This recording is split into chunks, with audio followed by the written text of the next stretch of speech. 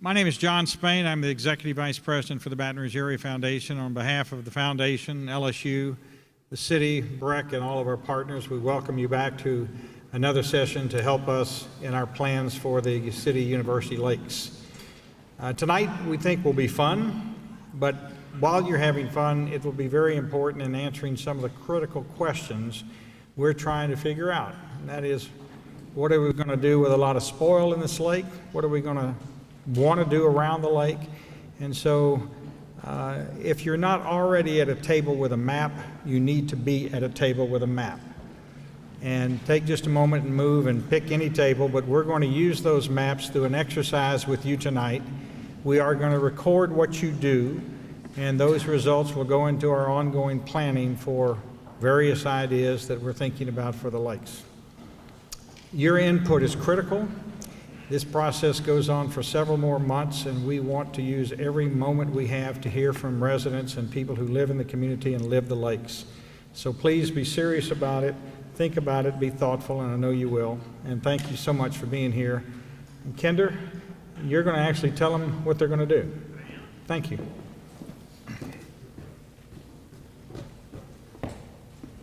Thanks, John. Yes, so we're going to build a park tonight. And hopefully you guys will have an easier job at it than I am having. It's not easy trying to make everybody happy. As you start to draw things and you start to come up with these really great ideas, and then one person says, that's a horrible idea. It's next to my house. Right? So those are the sort of things that you guys are going to get to deal with tonight, which should be a lot of fun. The other thing you're going to get to deal with is all of this dredge material that we have to excavate and move someplace. And we're going to talk about that in a minute. But we're also, before we kind of dive into that, I want to just sort of set some baselines and talk a little bit about some of the things that we've been doing, just to kind of give an update. We're also going to have a little bit of a education session on ecology. So we have our ecologist from Biohabitats is here with us tonight, so she's going to give us some information on that. So, kind of diving into this, some of this is just a really quick recap, but this is kind of the thing that we're after here. We're not just trying to move around dredge material. We're not just trying to do a master plan. And we're not just trying to think of the lakes and the perimeter right around them, right? We're trying to think of the city of Baton Rouge, how this project fits into the fabric of life in Baton Rouge, in Louisiana, in the nation, right? And making a healthy city and a healthy place, in the state, that's an important part of this project. That's a huge opportunity here. So we've sort of made this little statement that we've put together that sort of outlines what we think we're trying to do with this project. So I'll read it. It's, to restore and transform. So there's two things we're doing. We're going to restore it and transform it. An iconic Baton Rouge open space. It's already iconic. People know this place. They love it. Into a world-class destination based on the region's natural environment, culture, and commitment to quality of life. So, world-class destination, right? That's Disney World. That's a world-class destination, isn't it? Okay, but that's not what we're trying to do here. There's lots of different ideas and concepts of what world-class means. I think to me what this project means is that there's a touch point for nature that's in the heart of a thriving city, and that city's wrapped by nature. And I think the way that people identify with nature and ecology in urban areas frames their views of how they think about that in wild areas. So if the Atchafalaya Basin is going to be preserved in some fashion, it's going to be dependent on how people think about nature in urban settings, because that's where we live and that's where we spend our time. Okay, so it kind of works like this, right? If we build a healthy environment, that's sort of step one. That's kind of what we're talking about. Let's build this lake project so it's a healthier lake, healthier environment. It's going to create healthier people, because people will come out and do different things along the lake edge, maybe than they already do, or more people will do it, or they'll have different opportunities to do things. They'll think of that lake in a different way. Everyone thinks about it right now as a water quality issue, right? If we can fix that, people will come out and live healthier lifestyles. you start to have healthy connections. And those connections are people moving around the neighborhoods and around the city in different ways. But it's also just connections of how people talk about the city of Baton Rouge and how they talk about the state of Louisiana. When visitors come and they go back and they talk about this trip they took here and they saw this amazing, iconic place in the heart of the city, they talk about it. And that changes the brand and the identity of places. And we think that's important. You end up with a very healthy culture in the end. I think that's the goal.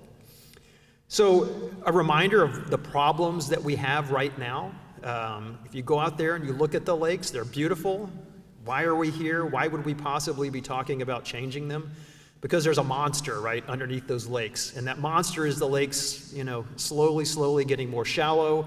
It's all the runoff that comes into the lakes. It's not being dealt with correctly right now. And those things start to become clear and obvious through fish kills and algae blooms and all these things that happen. The people that came to the meeting last time were introduced to the fact that historically when this lake was built, all these problems happened almost immediately after, right? It's never been designed as a robust natural system. It's never been designed as a really great recreational place. It was just kind of a lake that some people decided, let's build a lake. And they didn't think it through much further than that. This is our opportunity to think it through a lot further and make this thing really function at a very high level. So we want to go from this, fish kills, poor water quality, vehicular conflicts with pedestrians, all these sort of things, to something potentially like this, right? This is the all the way, where you start to have all this aquatic habitat. You have deep water, you have shallow water, you have shade on the water in places. You're fixing some of the pedestrian vehicular conflicts. People are able to go fishing with their kids and catch amazing fish that they couldn't do before. There's paddle boarders. There are all these other opportunities that don't currently exist. We see these guys, they show up every year, right? This is extremely important. We start thinking about what does that mean? This is an event, this is as exciting as Christmas, I guess. The pelicans have showed up, right? That's pretty cool stuff. So we start thinking about Baton Rouge and these lakes that sit on this big flyway that comes down the middle of the United States. And there's this, little bird refuge over here that we have. And we think, is that part of the theme? Is that part of the brand of this place? Do we think about that as a thing you really turn the volume up? Make it an 11, right? So that maybe permeates things. That's a thing that would be kind of a fun way to start to think about how you go about designing a place like this. I'm leading you. You'll come up with your own ideas. Okay, other things that are going on. So we're having these public meetings, but Mind Mixer is a program that we're using. It's a web-based program where we're asking people that don't come to these meetings and people that don't have access to maybe to the design staff and all of this, or to BRAF, to go online and to log in and tell us the things that they're interested in, tell us the things they're concerned about. It looks like this. So this is basically the web page. We put questions up that are multiple choice. We have places for them to fill in the blanks. We ask for them to take pictures and send us pictures of things that you think are cool or we ought to do here. So some of the images that people have sent us, they're interested in that nature in the city concept. So these are not pictures of the lakes. These are pictures of places they've traveled and they thought were pretty neat. Structures and objects and connectivity that people have sent pictures of. And artful elements, things that are more creative, that don't have anything to do with nature necessarily, but they have to do with people and how they interact with natural systems or places. And then, some of these things that start to look at, people splashing in the water. Could we ever get there? I don't know, maybe. Certainly people, canoeing and doing all these sorts of things, that there could be more of that. That would be great. Here's a very big, boisterous event going on in a restaurant. Is that right for the lakes? Maybe, I don't know. We need to start thinking about that tonight. And other just cultural events that can happen there that are very beautiful and just sort of take advantage of the scenery. So some of the surveys that we've put out there, we try to take all the information that comes in, we try to log it so that we understand it, and we use that information in guiding which direction this master plan wants to go.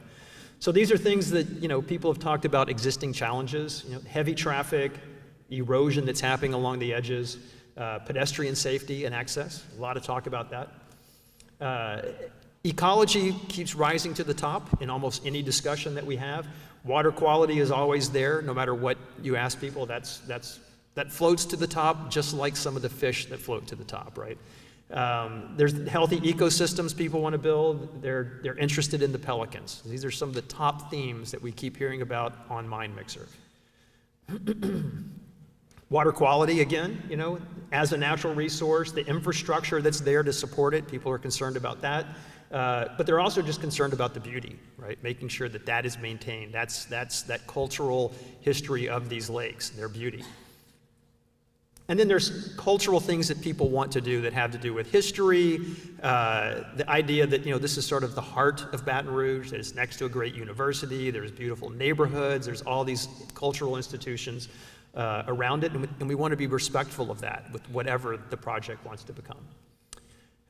Sports and recreation, that tops the list too. People, I think, it seems like a lot of people are interested in how do we make the water better so we can do more things with it. So there's, there's kayaks and canoes that people are interested in. They want to just go out and hang out around the edges and enjoy nature. And also thinking about exercise and how they might run in nature, do things like that. We've asked lots of different questions about, what are the things that are most important to you guys? And, some of them deal with, bird sanctuaries, wetlands, and this is sort of order of magnitude, things that people were most interested in. So all that stuff is an ongoing effort. It's not just this meeting, it's all these meetings that go on. At the last meeting, we asked a lot of questions. We polled people to see what do you guys want, trying to begin to get the feelings of the people that were attending the meetings. And these were the results of some of the questions, just to remind everyone. We asked, what is the purpose of these lakes? Why are they there? What do we do with them? And most people said it was a recreational amenity, followed by it was about nature and habitat in the city. We asked them, how do you primarily use the lakes? What do you do there? And it's walking and running. That's the major use that happens. There's some biking, there's a lot of viewing. To a lesser extent, boating and birding. But I think that the birding thing it can be hard to figure out how to do it. It's not intuitive right now. There's not bird blinds, there's not infrastructure for that. But clearly there's a lot of birds here, and that's a huge tourism opportunity. People travel great distances and spend lots of money to go doing birding tourism. So I think that's a thing that we're interested in exploring and figuring out what that means. Which elements are you most interested in seeing? So what would you like to have built, or have happen along the edges? So a lot of it comes back to water quality, but passive recreational spaces, places where people can go and kind of decide what they want to do. Throwing a frisbee, doing things like that. Some people said, hey, maybe a cafe or a restaurant would be interesting, but that was a lower number. Biodiversity, nature, that's a big part of it. And then what events would you be interested in attending?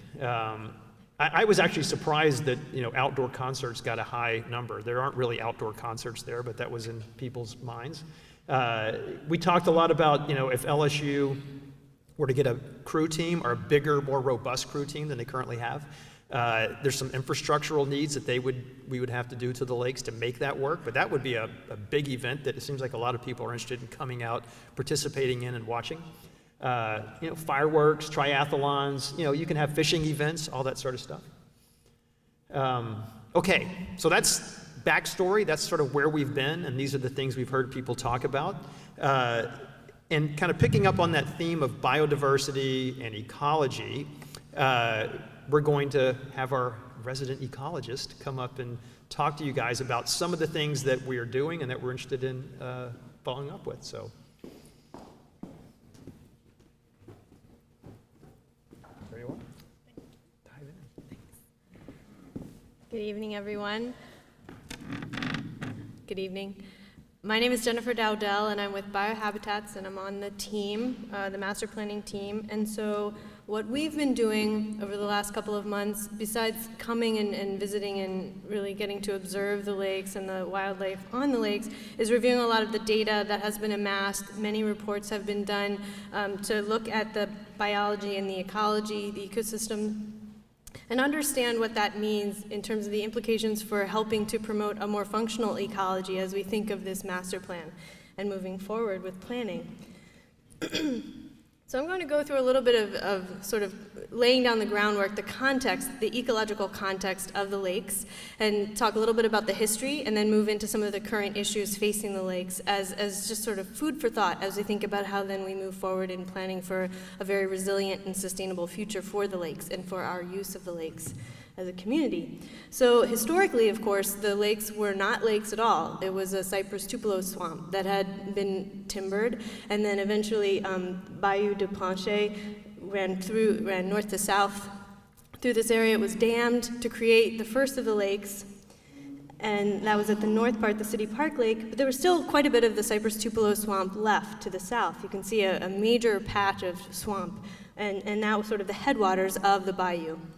Over time, of course, more of the lakes were developed, University Lake, and so you see that the cypress tupelo swamp moved further to the south in terms of the concentration of the swamp. We still had some patches of ecology around the edges of the lake system.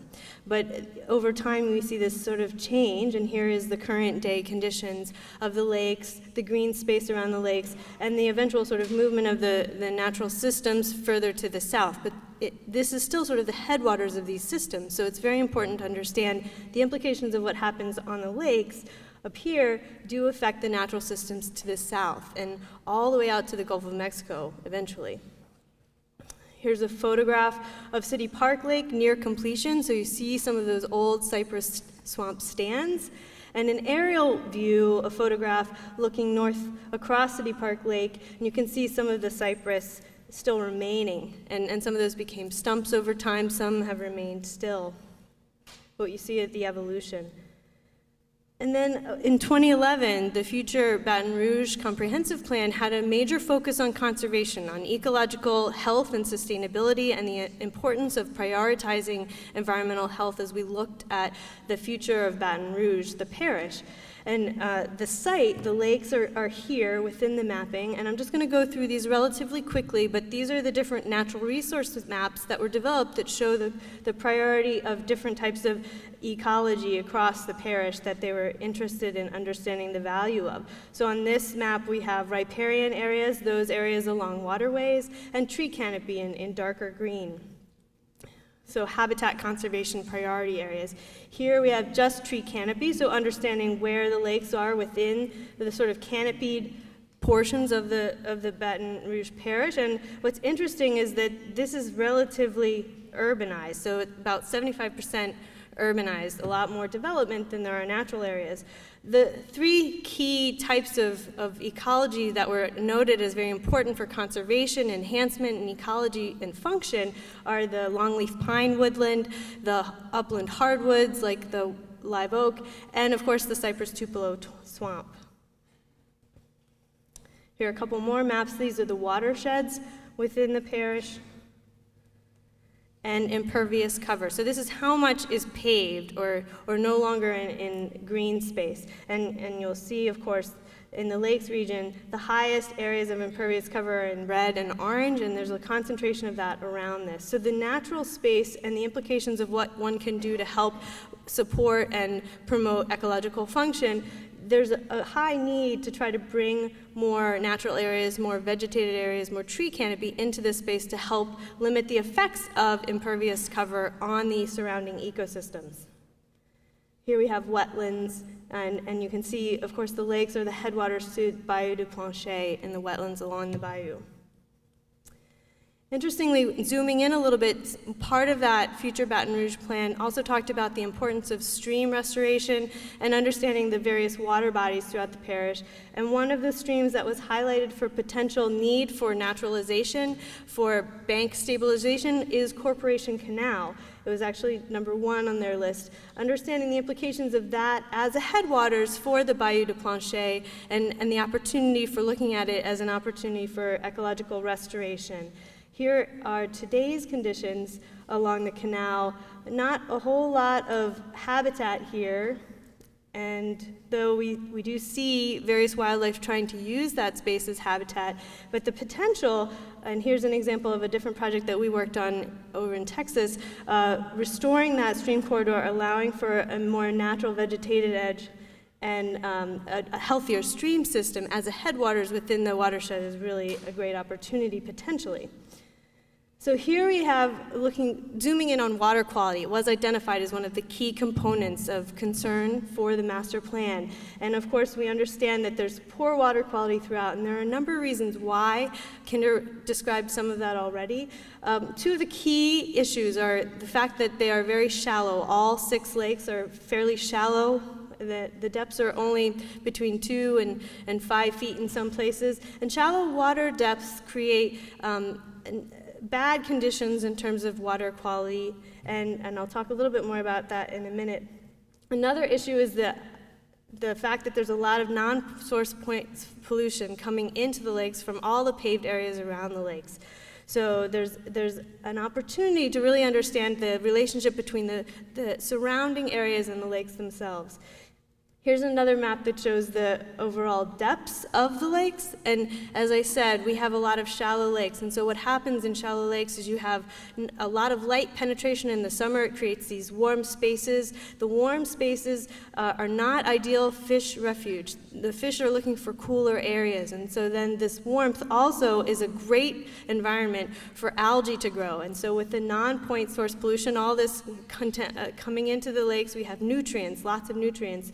The algae love the nutrients, they eat it up, and then they create these big blooms, creates dead zones, there's no oxygen, and all the fish die. So it's this cascade of effects based on not ideal conditions within the lakes. We would ideally want these lakes to be 5, 6, 7 feet deep. We'd like to see them quite a bit deeper, and so that's the reason why dredge is so important in terms of thinking about how we change the lakes and their function. Here are some photos of the different sort of ways that non-point source pollution becomes an issue. It's the paved areas and the water running off of the paved areas. It's the contaminants, but it's also even turf areas can be a contributor of contaminants because we might be fertilizing, we might be putting other things on our lawns, and occasionally with a big storm, all that washes right into the lakes, creating a whole nutrient push into the lakes that doesn't promote the health. So then we result sometimes in eutrophication, algal blooms, and eventually fish kills that are not terrific to look at, nor do they smell very good, and overall it's leading to less and less functionality within lakes. And it's beyond just the fish. This is a trophic environment. We have multiple layers of organisms and wildlife that are taking part in the life of these lake systems, in the edges of these systems. We have the birds, of course, a huge part of what we all experience here, and the fish, but then there's turtles, amphibians, macroinvertebrates, and each, there's a food cycle there that's very important to understand in terms of relationships of needing health within the lake system.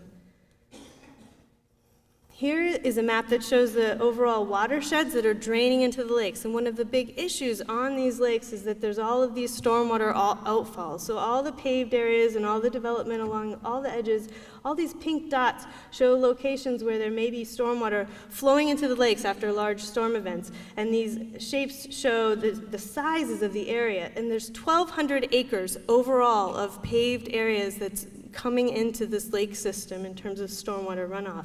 And the lakes have various sizes that they're managing or handling in terms of that runoff. Now, interestingly, this whole watershed here that isn't colored, that's moving through Corporation Canal, which is basically bypassing the lake system. And so that is one advantage of the Corporation Canal right now. It is, in effect, helping limit the amount of this runoff moving into the lake system. But we are interested in understanding the implications of all of these edges and how we can better treat the water before it enters the lake system to help clean it, filter it, and make it less contaminated as it enters. So overall, we've summarized our observations of what we see occurring, what some of the issues are that we need to think about as we think about ways of planning for a more sustainable lake system. And so amongst them, we were looking at existing canopy to understand the way that this lake system connects to the larger canopy in the region of trees. And so there's some dark green areas, mainly just along the eastern edge, where there just seems to be a lot more mature tree canopy. And that might be good for jumping between different spaces for certain birds, for instance. There's also some existing habitat areas, including the bird sanctuary, some great stands of cypress up in this area with, we go out and you see the birds perched and really enjoying that space. Now we know overall, we've already said these are eutrophic lakes. There is this issue with water quality and functionality within the lake systems. But an important component of that is really understanding the edge, what we often term the buffer. And it's a very important part of the overall ecosystem, not only what's happening in the lakes, but how the vegetation occurs along the lakes. And that might be in a more naturalized lake system. It might include this area we call the littoral bench, which is a planted area that has maybe marsh or wetland fringe plants that allow for water filtration before water comes into a lake system. Not only that bench of wetland, but then we might also have trees, a buffer of mature canopy that's providing more shade within the lakes, another way to cool the lakes and keep them healthier space for the fish to survive. And along these edges, currently, it is not very diverse. It has one or two plants that have taken over a lot of the edges. And so ideally, we want to promote a much higher level of biodiversity in terms of vegetation, and that will in turn help promote a much healthier habitat for a multiplicity of various wildlife species that we'd like to see enjoy these lakes as a more holistic habitat. There are some areas where there's erosion and other areas where there's very little in terms of edge habitat plants at all. So we would look to understand how we could better enhance this buffer. And that doesn't mean that every single piece of that buffer needs to be treed, and we think that there's many opportunities for keeping open views, but also having a more resilient vegetated edge that allows for habitat, but also allows for enjoyment of these lakes as a part of this urban experience. Of course, I already mentioned the outfalls. And then here again in orange is the source of all the stormwater, the outline of the space that's draining into these lakes, and these arrows just sort of show that movement into the lake from all these different places. And so there's really an opportunity for understanding how we can build a space that filters that water before it gets into the lake system. And while building that filtering system, understand how we can sort of shape that with the dredge that we know we're going to be moving from certain parts of the lakes in order to allow for greater depth within the lakes. And then finally, I just wanted to point out again, here's the relationship again with Corporation Canal and leading into the bayou to the south. Just quickly, amongst the reports that we reviewed, it was also mentioned that within the lake system, there are some considerations for environmental justice. We do have a population to the northwest, sorry about that, where there's a higher percentage of minority individuals, and in terms of EJ, it's often an opportunity to think about equal access and access to open space and green space. So just keeping in mind, it was noted that it would be important to keep in mind access for all who might be enjoying these spaces. Here again is just a reminder of the location of Baton Rouge on the Mississippi Flyway. It's right here. So it is an important location in terms of birding. And just last year, in 2013, there was a Birder's Guide to Louisiana that was published, and within that Birder's Guide, this space was identified as a key location for birding. So it's already become a destination for birders to come here and to see various wildlife and to see really great species of birds. And amongst the birds that were mentioned were ibises and egrets and herons. And in a short visit that I made in September, we saw multiples throughout the lake system: ibises, herons, cormorants perched, another egret. It was just amazing, and I think there's a lot of excitement about the potential to make that an even stronger characteristic of the lake system. Now, we've identified 6 ecological typologies that we see as potential opportunities for really helping to make this a more resilient ecosystem, or a series of ecological spaces that are helping create a healthier water system, but also a wonderful space to be within. So the first one is open water, these vast views across the lake system. The second are short emergent wetland plants, also tall emergent wetland plants, and it's all of these plants within the soils that they're growing and right on the edges. They create all these different sorts of habitats for everything from macroinvertebrates to small amphibians to birds that may be nesting in certain types of ecosystems. We also have the specimen cypress trees, and these are images from this space, and they are just gorgeous, and they are great spaces for perching and for other needs amongst the birds. The cypress tupelo swamp, of course, and then the upland hardwood and the longleaf pine forest. So much opportunity for really interesting structure, vertical structure, aesthetics, and habitat. Now finally, green infrastructure is a term that we often use, and I think it's important to introduce it tonight as we think about how we blend both how we want to program this space for our use and how we promote water quality and ecological function. So there are two basic definitions of green infrastructure that are widely understood for use. The first definition has to do with strategically planned and managed networks of natural spaces, natural lands that are working, functional spaces.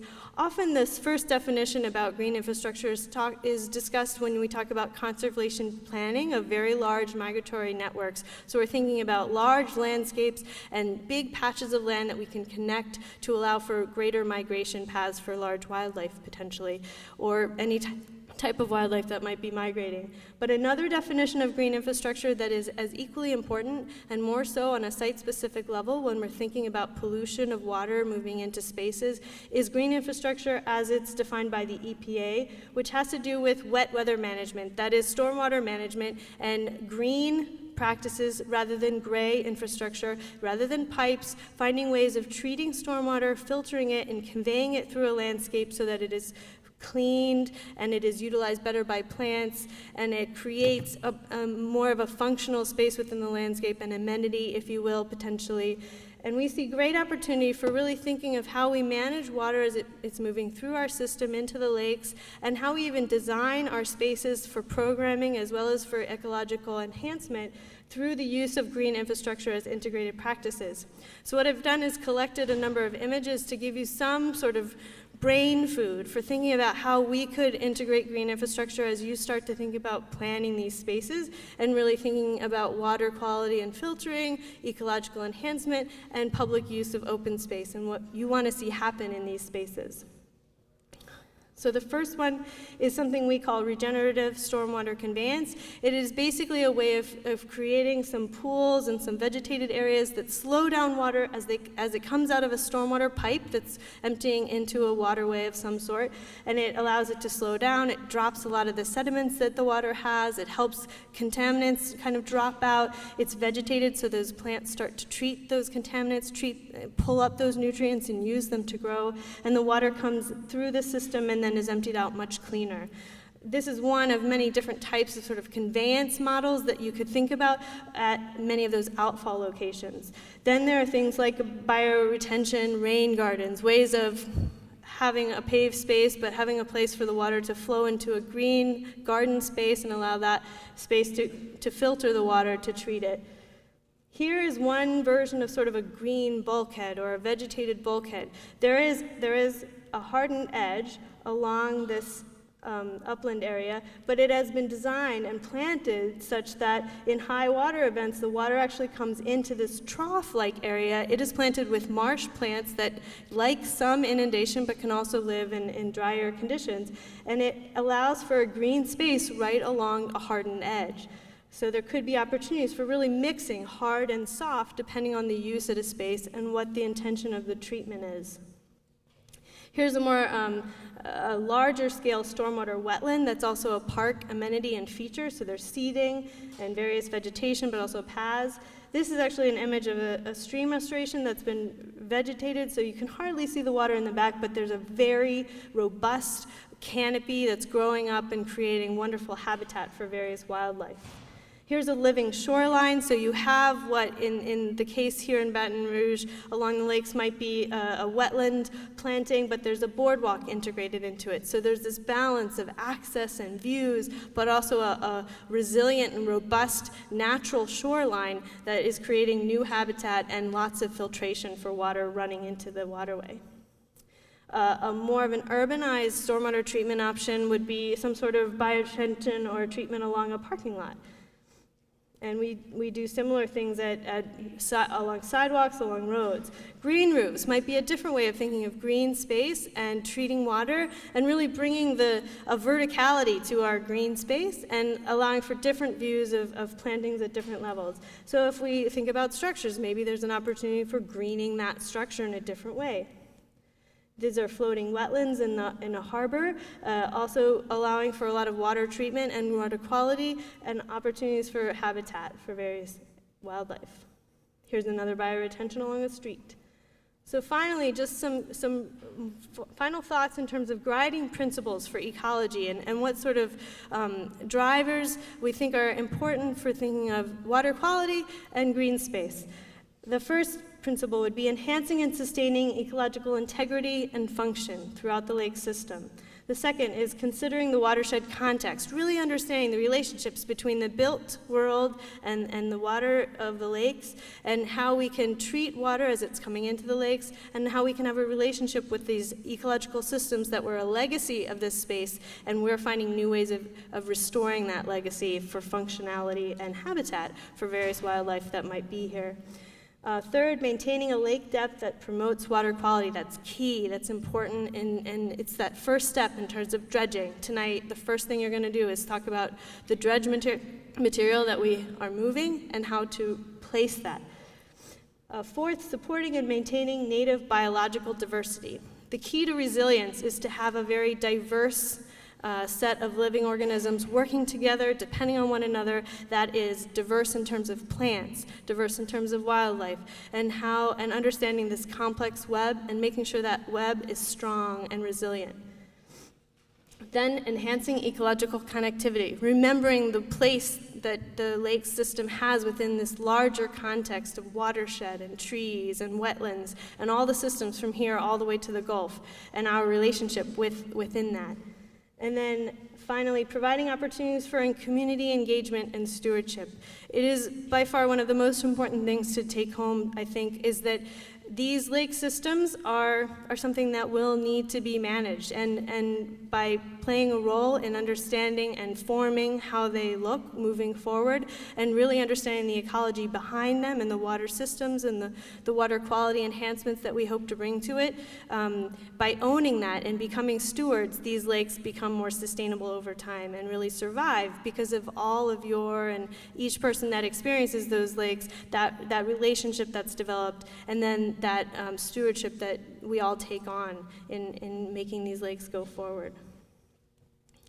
So now Kendra's going to tell you a little bit more about our activity.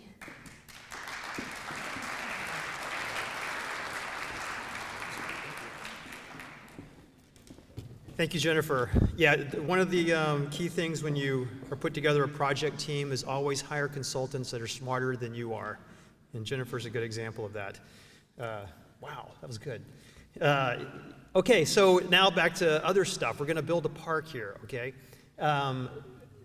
I did just want to set everyone off thinking about various things just to kind of get you headed. This is really quick, but last time we talked a little bit about 3 possible very different scenarios of how you might build a park or build a lake or do a master plan, and they dealt with, with a cultural landscape, an ecological landscape, or sports and recreation type facilities. Just saying that you could go in these very divergent solutions, or you could mix them all together in some unique way, right? And that's probably what the solution will be.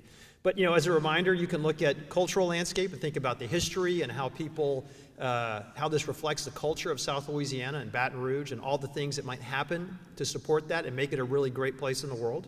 And you think about, people are going to come out and photograph it, and families will go on boat rides, and there might be places for parties that happen. But a lot of it's just beautiful landscape that's there, but has to be repaired and maintained to continue. Another option might be thinking about ecology in a big way and how a design for the lakes could really turn the volume up on that very loud. And so you might start to think about, birding and people that come out and actually spend time looking at birds. You think about wetlands and all the things that we might have to build to support those ecosystems and to make them more robust. And maybe there's one that deals with sports and recreation. These big white lines, that's the 2,000 meters that LSU's crew team would need for certain races. And there's the 1,000 meters they need for other types of races. What kind of infrastructure might support that? There's also all the running and jogging and biking that happens around the edges. What sort of infrastructure would we need for that? Remembering that, you know, the lakes are not really designed for any of the things that we do there. We just have co-opted them and started doing them, and they could be designed so much better so they actually really work for all of these things that people are trying to do. So, you know, some of those things might be crew and dragon boat races and boot camps for adults to go out and do things, and just walking and jogging. Okay, so what you guys have in front of you, a couple of things. There's a map, and that is a map of all of the lakes. There's a north end and a south end, and there's a campus end and a residence end. All those things, you'll be able to make sense out of it. I-10 kind of swoops across it. So what you're going to then have is a bag full of little chips, and they kind of look like these little things, and they kind of look like this, right? Kind of like Legos. And so there's a lot of programmatic things that are built into these chips. Some of them might say picnic area. One might say a boathouse. There may be one that says beer garden. Okay, I think there's some students here. Maybe that's something they would like. There's a passive park, nature centers, there's a bridge, there's parking, all these various things to do, right? But the most important one, or two, I suppose, is this big brown section here that says dredge, okay? So that's this little guy right here. Each one of these things is worth about $75,000, okay? So that's $75,000 if you want to take it and move it off site. If you're going to keep it on site, it's worth a lot less, okay? Not even worth discussing it. It's worth a lot less. So about, what, roughly 13 of these adds up to $1 million, okay? So the first thing you're going to do is you're going to take all this dredge and you're going to figure out what to do with it. And if you don't put it all on your site and start making islands and edges and aquatic habitat and all this stuff, then you got to start adding up how much money are you going to spend to take it away. And remember, every 13 of these, it's $1 million. Big questions that we have that as a master planner I have to deal with, and tonight you guys get to deal with it. After you do that, you can figure out what to do with the other pieces. So you might lay your dredge out and start to create some aquatic habitat. Maybe you repair some of the edges that have eroded. Remember, a lot of the edges have eroded 15, 20 feet since they were initially built. So the lakes are bigger than they were when they were first built. Then you're going to start to maybe put some wetlands in, then maybe you want a passive park, and you want a little boathouse, and maybe there's a pedestrian bridge. Start to build your own thing. With any luck, you guys will have some great conversations and arguments and discussions. No fist fights, please, over what goes where and how much of anything is appropriate. There's facilitators at each table, and they're going to help work with you guys. Jeff Carbo, who's our local landscape architect, he and I are going to walk around along with John to kind of make sure you guys are heading in a good direction. But the main thing is to have some fun, discover the problems and the issues that we're going to have with trying to plan this thing, and help us understand the things that you guys like and dislike about these opportunities. So, go.